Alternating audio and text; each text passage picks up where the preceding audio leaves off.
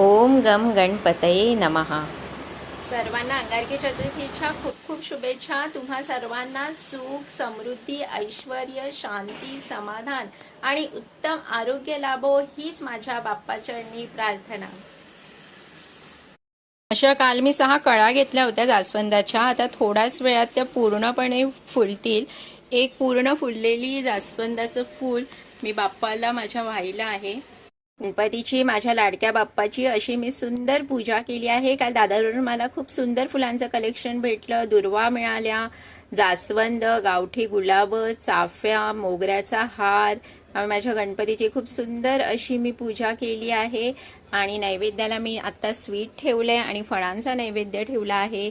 आणि संध्याकाळी मी माझ्या लाडक्या बाप्पाला त्याचे आवडीचे मोदकाचा नैवेद्य ठेवणार आहे.